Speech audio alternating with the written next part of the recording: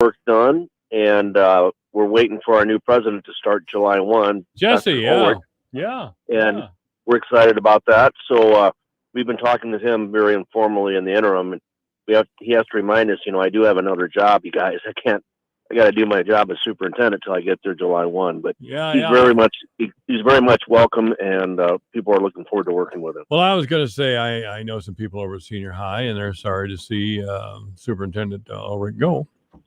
But this is what he wanted, and I can't think of a better hire. No, I mean, he really will be a good addition, and he's really going to help us build even a stronger partnership with our high schools in our 9 counties. He understands the superintendents, and it's going to be good.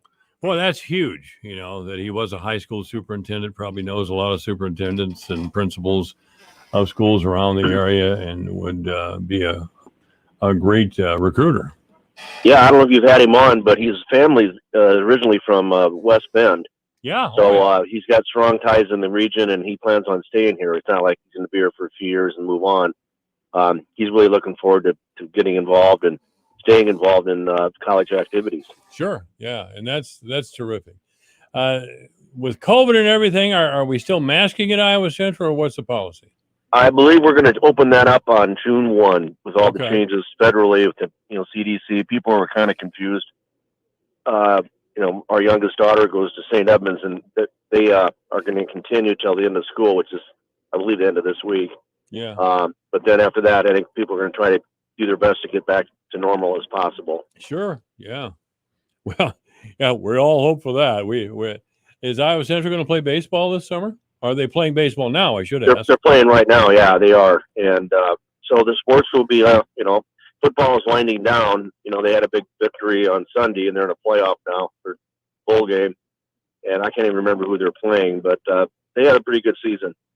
Okay. Well, we're looking for that to happen. We're looking for a return to sports, and Iowa Central's always had a first-class football team. And who's the coach? I can't remember now. Jesse Montego. And he's been there a few years. Great guy. I haven't had the pleasure to meet him. I haven't reached out to him. I should do that. Yeah, he'd be a good guest. And, Coach Twade also, Kevin's now our athletic director, and he's done a wonderful job of adapting to this whole COVID environment. I think he had 180 different events in about 180 days this spring to catch up. He just worked his tail off. And, it's important to the college because we bring a lot of student enrollees with the athletic programs. I think we've got over 26, maybe 30 now, athletic programs or clubs. And it's very, very, very important to the college's future. Yeah. It's still in my head. This happens. You would know this, Jim, because you're getting older too. But in my mind, Kevin Twait's still the coach, and he hasn't been coach. Oh yeah. Well, heck, in my mind, Paul Shoup, he was back in the day, And his son Will was a year ahead of me in high school, and we inducted Will into our Hall of Fame a few years ago, and it was a good addition to his dad. His dad's already in it. So there's a good history there in football at Iowa Central. How was the enrollment this past year? It was, it was stable. It didn't drop too much. It dropped, I think, about 10%, and a lot of that was due to COVID. People just stayed home. And so right now the enrollment's on track to increase a little bit next fall. But again, a lot of people are waiting and seeing if we're going to be virtual or in person. And right now we're in person, but those that want can still opt out for virtual. Sure. Yeah. So graduation has already happened. Yep. And summer school starts in a week or so, and it'll be, again, we're back at it. And our corrections education team is now slowly getting back engaged with the Fort Dodge and Rockwell City facility. We got kind of put on hold because of COVID, but, Iowa Central is leading the country in our Second Chance Pell Grant success. We have a GPA of our prison students about 3.5, and our general student health student is like 2.5. So we were real successful, and those students, jokingly they say that they themselves are their captives, so they have nothing else to do but study. Sure. But they want to get a skill, and we hope that they get a skill and then stay out of prison. Yeah, that would be great. That would be great. That's not a prison's in existence, I would have to think. not a real life, you know. No. And I don't like to see people in prison. And I know they have to have some sort of skill, some sort of hope. I mean, Yes. if you have a marketable skill, you have hope, and you don't want to go back to prison or fall back into your own ways. That's amateur sociology, I know, but Yeah. that's the hope. Yeah, and we're still really involved in from the college perspective with our work training, and Shelley Blanc works closely with the Growth Alliance and the Mid-Iowa Economic Development Group. And again, we've had a very good, successful legislative session. We got an additional 1.7 million appropriated to help us as the economy recovers, retrain workers to go back to work. A lot of these companies change technologies and what have you to adapt, and so we're ready to really help our local manufacturers ramp up. Jim Kersten is our guest out to Iowa Central, and this is AM 1400 KVFT, the voice of Fort Dodge. The session down in Des Moines still going on. Here we are, May 18th, and it's still dragging. This is unusual. I mean, even back in the Gronstal days when he would keep people there just to get more raises for the teachers union. I mean, this is I don't miss that guy. But anyway, this is unusual. Even if Gronstal, we're still there. What's going on down there? What's the big holdup? Well, they finally got a deal done. The House and Senate were not agreeing. It's ironic. We got Republican governor and both the House and Senate Republicans, and they just weren't getting stuff agreed to.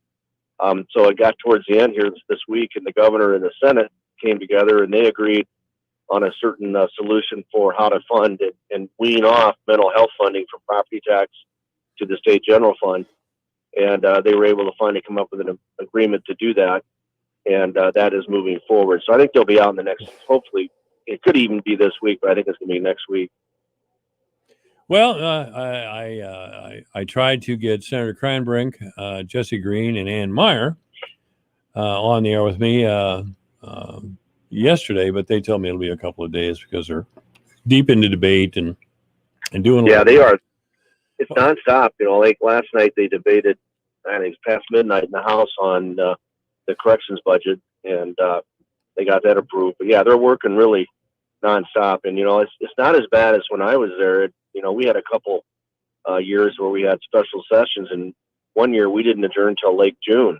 So wow, you know, and that was ugly. But at the end of the day, that's when we the last time we raised the sales tax, but we created the reform budget process where they can't spend more than 98% or 99% of projected revenue.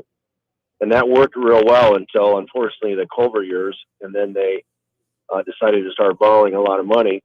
And then they had to come back and pay the piper after Branstad got reelected. Mm-hmm. So they now have the state in a very good, solid financial situation. And that's why they're moving forward with these tax cuts. You know, I met Governor Culver a couple of times. I thought he was a real good, nice guy, but I also noticed he wasn't the sharpest knife in the drawer, you know?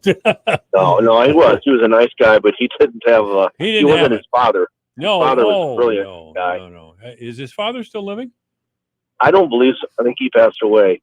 Yeah, I think you're right on that. He wrote a great book about Henry Wallace, who was Franklin D. Roosevelt, one of Franklin D. Roosevelt's vice presidents. And Mr. Wallace came from a prominent Des Moines Republican family, and he wound up being sympathetic to communism in the Soviet Union. So you never know how things are turning out. But it was it was a very interesting book by the former Senator Culver. Right. There's another book that you should read. It's called The Tuesday Night Massacre, and it's about the 1980 election that turned the control of the U.S. Senate over to the Republicans, and that's when Chuck Grassley got elected. And I think just before that's when Senator Culver got beat. Yeah. It's a very fascinating story about, you know, Iowa politics, and it had 3 other Senate races featured in the book as well that all turned Republican. And the author, you know, has his bias. He say, well, that transformed American politics into the nasty business that it is today. Well, you know, you can have your opinion, but I think at the end of the day, Senator Grassley's, you know, had a record of success, and he's been continued to be reelected. Yeah. Oh, yeah. Yeah. Chuck Grassley's greatest strength is he comes off as one of us. You know, you can see him on Fox News. You can see him standing next to any number of presidents. You can see him in his position on various committees. But he comes back here and, I refer to him as Senator Grassley and all of those things, but I would feel comfortable calling him Chuck, and I don't think he'd mind that much. The point is he's still a farmer from Iowa, and we're all comfortable with that. Exactly. And his grandson, is Speaker of the House now, and he jokes about how cheap his grandpa is. That he mows his own lawn when he's home, and he's too cheap to get a bigger mower, so he has his riding lawnmower. Then he ties a push mower next to it and runs them both. Hey. And then now, because of it, or his seniority role, he's third in line to be president, so he has to have Secret Service, and that drives him crazy. Sure, yeah, I bet it does. He can't be as independent that way as he used to be, and they have to remind him that. Well, I'm glad that Governor Reynolds is finally taking on some of these social issues. I know this isn't really your thing, and it really wasn't Governor Branstad's thing, but I think there had to be a response to some of the more crazy things coming out of the cultural left that have infiltrated our culture here in Iowa, and I'm glad that Governor Reynolds is standing up for a certain standard of living that we should have here in Iowa. Yeah. For example, we should have nonstop screaming in some of our biggest city streets. I mean, we should have the police protected, not to the point where they're committing felonies or anything like that, but police should be protected from petty lawsuits. And Governor Reynolds is standing up for the police and for law and order, and I think she should be commended. Of course, if you read the Des Moines Register, she's not being commended, but anyway. Right. Well, yeah, and they actually debated that bill yesterday in the Senate, last evening, to toughen, the criminal offenses for people that riot and do damage to the buildings. Des Moines, between downtown Des Moines and the Capitol, all the windows in a lot of those businesses were completely wiped out. Sure. And those crimes, there wasn't a tough enough crime to scare people from doing it. So now they've toughened it and said, if you're committing a whatever class felony when you're in a riot, you're going to pay the price and spend time. And the senator that was offering it said, we shouldn't have to do this, but the current law wasn't strong enough, evidently. So we got to put a tougher law in the books to keep these people from doing it. If they do it, then they're going to have to pay time. But they're mostly peaceful protesters, Jim. They just start fires and break windows.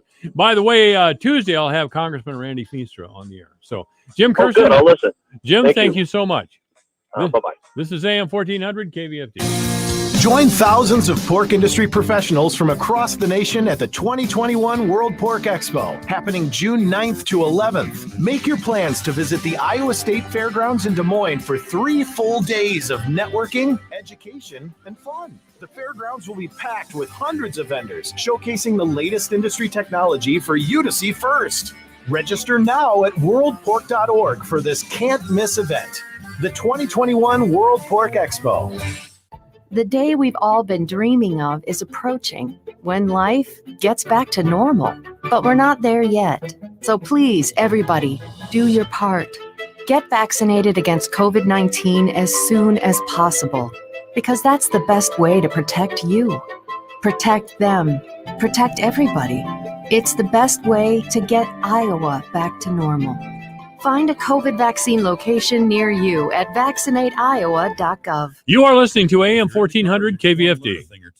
Tune in every Saturday afternoon from 2 till 4 for the Under the Hood Car Show on AM 1400 KVFD. Good afternoon. It's 4 o'clock in Fort Dodge.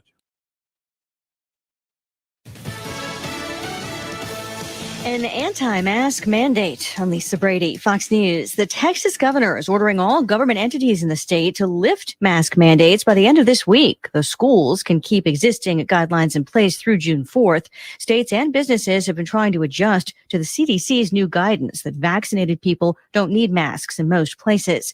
During today's White House COVID briefing, my message to young people, of course, is simple. Get vaccinated. Senior advisor Andy Slavitt revealing that one of his sons had COVID late last year and is now suffering long-haul symptoms. A House vote expected tomorrow on creating a panel to investigate the Capitol riot. But there's Republican pushback on the process. House Republican leader Kevin McCarthy has come out against the bipartisan bill that would establish an independent commission to investigate the January 6th attack on the U.S. Capitol. Top Senate Republican Mitch McConnell says his members are undecided. We're talking about this. What is the composition of it? Is it truly balanced? The bill would model the commission after a similar panel established after the 9/11 terror attacks, with Democrats appointing 5 commissioners and Republicans appointing 5 others. Senate Majority Leader Chuck Schumer says he intends to bring the legislation to the Senate floor after it passes the House. On Capitol Hill, Jared Halpern, Fox News. A bill aimed at fighting hate crimes against Asian Americans and Pacific Islanders has just passed the House, heading to President Biden's desk. The family of a North Carolina man shot and killed while deputies were trying to serve a warrant last month is calling for the Justice Department to intervene after a prosecutor announced no charges will be filed, calling the shooting justified because Andrew Brown drove toward deputies, which the family disputes. Their attorney calling the decision a slap in the face to rational people everywhere.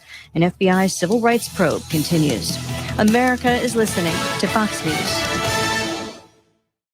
Hey everybody, Jay Farner here, CEO of Rocket Mortgage and Rocket Companies. Last year, we saw historically low mortgage interest rates. In fact, over 1 million homeowners took advantage of refinancing or buying a new home with Rocket Mortgage. What you may not know is that interest rates are already starting to increase again, and it's likely that trend is only going to continue. Our team of experts is standing by to help you save before rates go up. With an official mortgage review from Rocket Mortgage, you'll see just how much money you could save by making a move right now. Don't look back over these next few weeks and wish that you had taken action. You could save hundreds on your mortgage payments or pay off your home loan earlier than planned. You could even take cash out of your home to pay off high-interest debt, complete home repairs, or bulk up on an emergency fund. When you want to secure a low rate, Rocket can. Call 833-8-ROCKET or visit rocketmortgage.com. Rocket.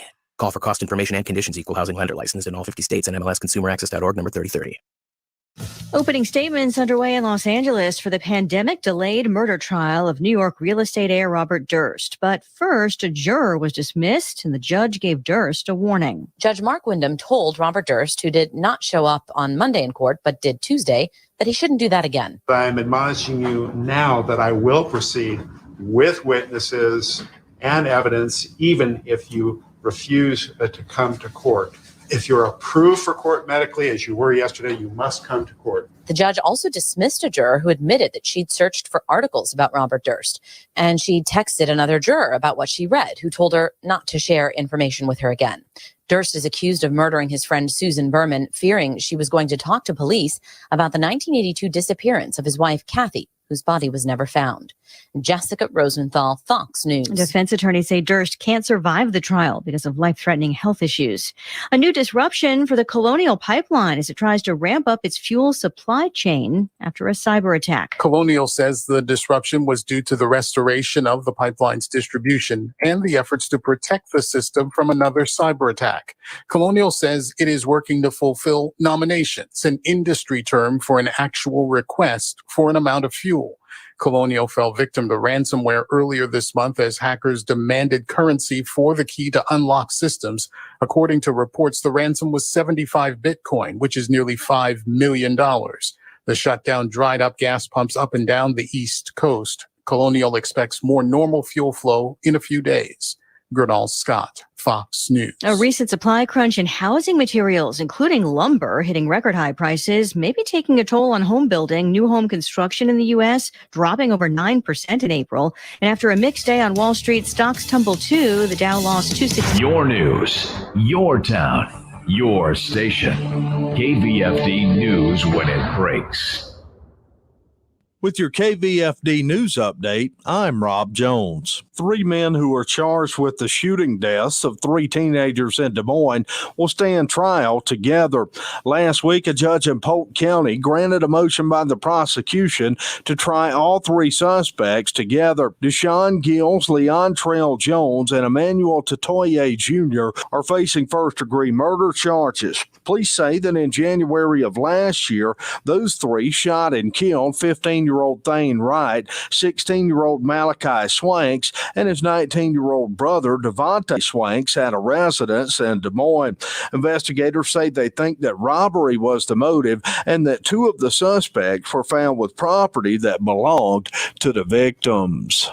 Iowa's 3rd District Congressman Randy Feenstra spoke on the House floor about the Sergeant Ketchum Rural Veterans Mental Health Act on Monday. Feenstra is a co-sponsor of the bill, and he says that wounds that veterans suffer at times are not visible. Our veterans deserve the best care and attention, including when it comes to treating unseen wounds. Feenstra went on to say that the bill is named after an Iowan, Sergeant Brandon Ketchum, an Iowan and a Marine Corps veteran who served in Iraq and Afghanistan. After serving overseas, he suffered from a number of physical and mental conditions. Tragically, Sergeant Ketchum took his own life after failing to receive the mental care he needed from the VA. Mental health care shortcomings for our veterans needs to be addressed. The comments from Randy Feenstra are courtesy of his YouTube channel and were aired on C-SPAN. The bill would establish additional rural access network for growth enhancement, also known as range programs,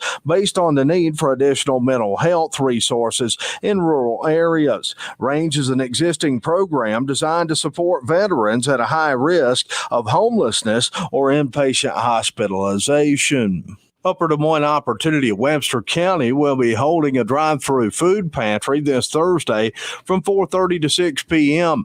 The pantry will be held at Holy Trinity Parish, 415 North 8th Street here in Fort Dodge. Upper Des Moines Opportunity asks those that are participating in the pantry to remain in their vehicles, and they will load the vehicle as people come through the line. For KVFD from the Jerry Sheeter Newsroom, I'm Rob Jones.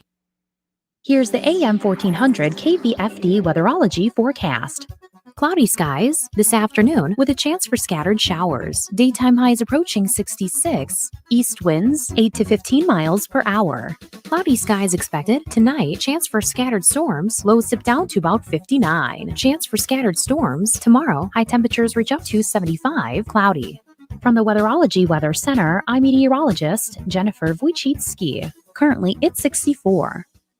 Here's a look at how the markets closed today. July corn up 5 3/4 to 6.58 1/4. September up 4.5 cents to 5.71. December up 6 cents to close at 5.43 1/4. March up 6.5 at 5.49 1/4.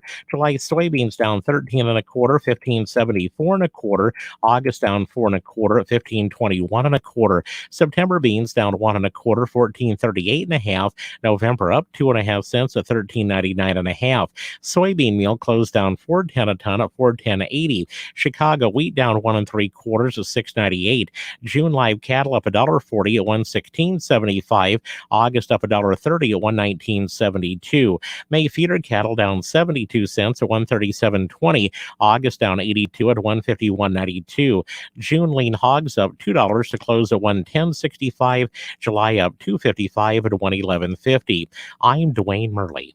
Smart storage starts at AGI SureTrack. If you want automated bin management, operational data, and ultimately profit, look no further than Bin Manager. Visit AGISureTrack.com to find your local dealer or schedule a demo. AGISureTrack.com. Are you worried about your paycheck or safety at work? The U.S. Department of Labor wants to make sure you're protected and paid properly. Call us at 866-487-WAGE or visit worker.gov. Whether you're going for a subtle rosy cheek or expressive eyes, you'll have fun creating your look with Merle Norman's ready-to-wear summer collection. Complementary blues and floral-inspired hues mixed with shades of champagne for easy buildable color. Let your eyes do the talking with the new eyeshadows and shadow sticks. Finish with lasting cheek color and our Lip Pencil Plus, recently seen trending on TikTok. This limited edition summer collection is available at Merle Norman, located inside Mary Kay's Gifts and Home Decor, 1108 Central Avenue, downtown Fort Dodge. How do you play Mega Millions? I like to be the first person in line when the convenience store opens, which is hard to do if they're open 24/7, but I enter the store on my right foot, take exactly 7 steps to the counter, always 7, and take the ticket with my left hand. Then I high-five the cashier. Sometimes they leave me hanging. However you play, play now. This Tuesday's estimated Iowa Lottery Mega Millions jackpot is $468 million. Michael Devine, broadcasting live. That's right, I'm broadcasting live, or as near as I can get, being this age. With me here is Chad. How are you, Chad? Very good. All right. Please give us your biography there, Chad. All right. Chad Schaefer, Chief Development And as such, and I'm glad you came over. I'm always interested in what's happening at the Crossroads Mall. What are we calling that now, by the way? Corridor Plaza. Corridor Plaza. Yeah, you said Yes. that just before we went on air, and it was out of my head already. Corridor Plaza. And it looks like the hospital has a big presence out there. Unity Point does, anyway. And I can't see it yet, I guess. I've seen maps that were drawn by architects or planners or whoever it was. But I can't quite see it yet. So, can you tell us what it's going to look like? Yeah, it's kind of hard to explain without having some drawings and things to point to. But what you're starting to see is to take shape is kind of that northern third of the site. Yeah. So you got we built 2 streets over the last couple months, paved those streets. So we're going to have a new street that's going to parallel First Avenue South. So just 300 feet to the south of that will be Second Avenue South. So there'll be a new street between 25th Street and 29th Street that's paved.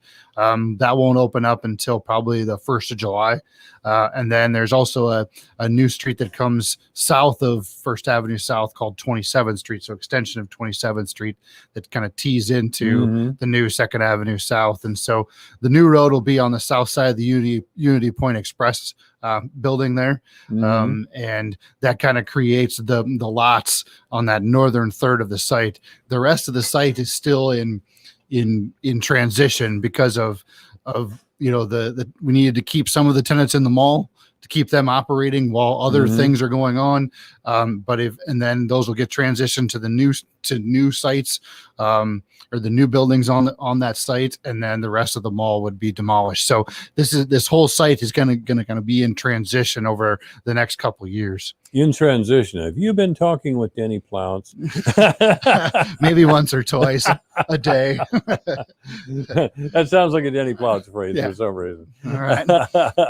I've seen Denny quite a while. I guess I got to get him over here too. There you go. Yep. And I haven't had you on this show for years, I suppose. Yeah. Well, I know it's got to be 6 months or better, probably. Well, okay. Well, I'm glad to have you here. Yeah. Thanks. And the completion date of the whole project at the Corridor Plaza is still a couple years away, right? Right. I mean, by the time all this stuff kind of comes to fruition, I mean, we might be talking, it might be 2025 before, everything, comes together. It just kind of depends on, the businesses that, want to be located on that site and how that recruitment goes, construction schedule, all those, financing, all those components, relate to schedule. So, but there's going to be stuff going on there all the time.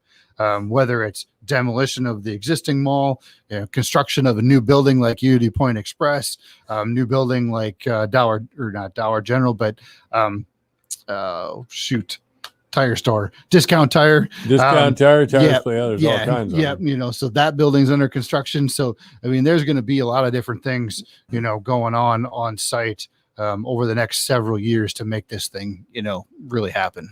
I talked with Doc Shivers over at TC Mays on the air just a little bit ago. And he tells me that the city is buying his building. Okay. And he's trying to get into the old Knights of Columbus building down the street. We do. It seems like we do. My obvious question to you is we seem to do a lot for franchises and new businesses trying to get a bigger tax base, all that sort of thing. We don't seem to have as much help for an existing business in downtown restaurant like TC Mays. Sure. Doc says he's getting help from nobody in his effort to move down the street and all those things. Okay. And I know we're in the free market, but sometimes it appears there's unhealthy competition going on between a franchise and a small private business, privately owned business. Yep. Is there anything the city can do for something like TC Mays? Yeah, I mean, depending upon what the reason may be for them to relocate or something, the council discussed some of the relocation costs being covered by the city for those smaller tenants out at the mall, whether they may be moving downtown or wherever.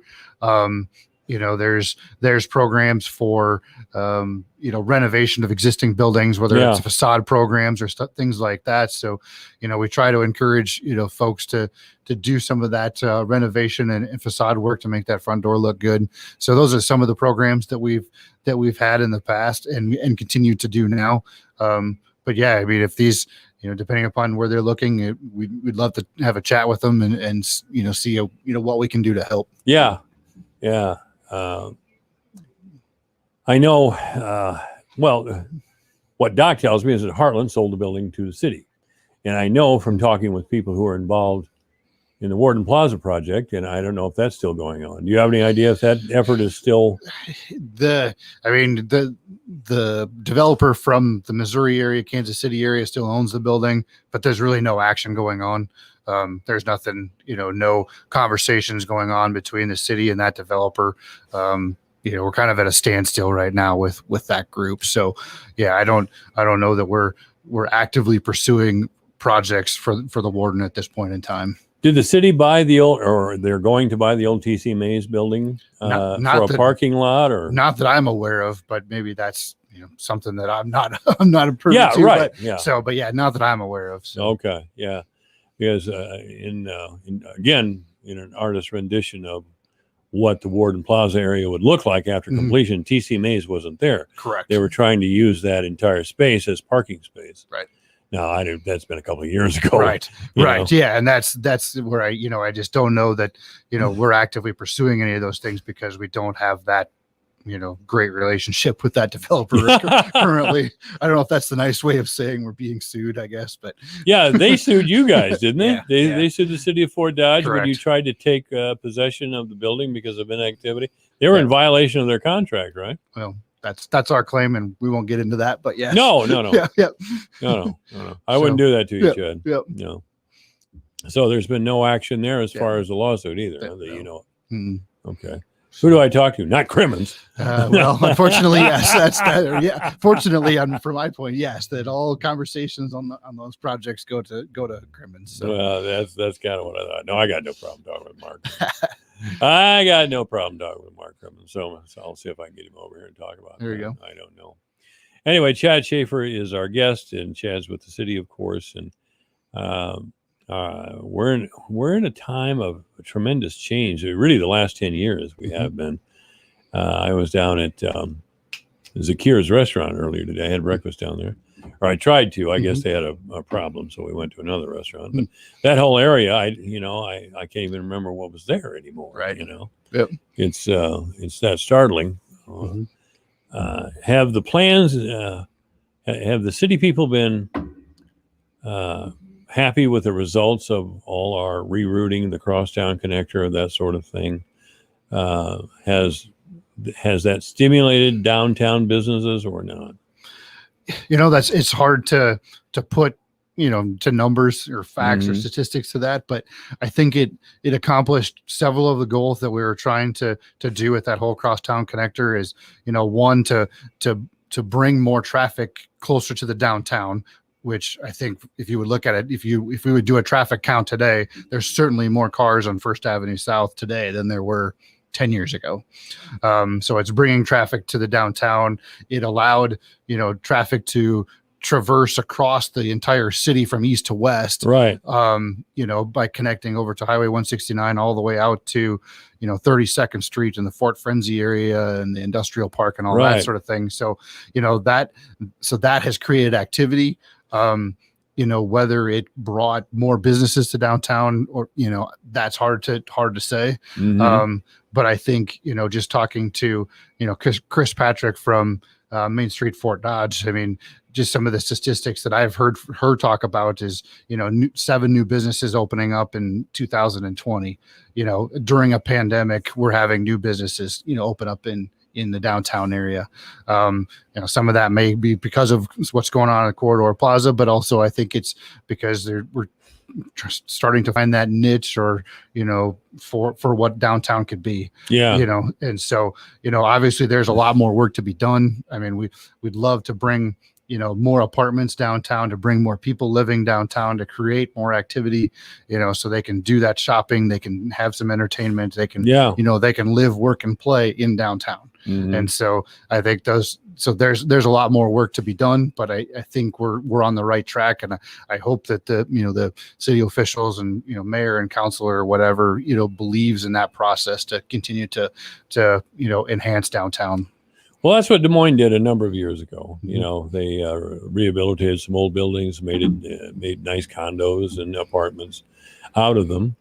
I thought I read in the Des Moines Register not too long ago, but that, I don't know if it was a fad, if they thought it was a fad to live downtown or whatever, but they seemed to notice a drop in the rentals of downtown property.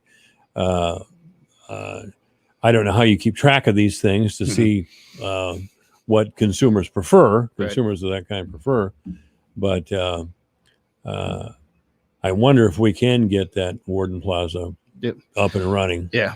And I think there's opportunities for the Warden. I think there's other opportunities for other buildings downtown.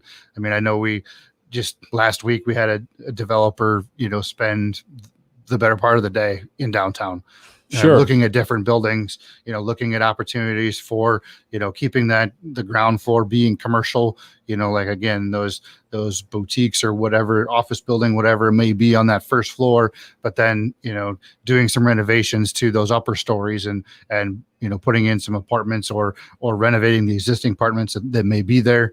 And just investing in downtown, and they were excited about the opportunities of downtown. I think they're seeing, the job creation that's around the community, and in the community. And so, they're excited about the opportunities here. And those are the kinds of things that get us excited, because, when, those are folks that want to invest in our community. Right. We're talking with Chad Schaefer, who is the Chief Development Officer at the city of Fort Dodge. That's an impressive title. I have no idea what the hell it means. Sometimes I wonder as well.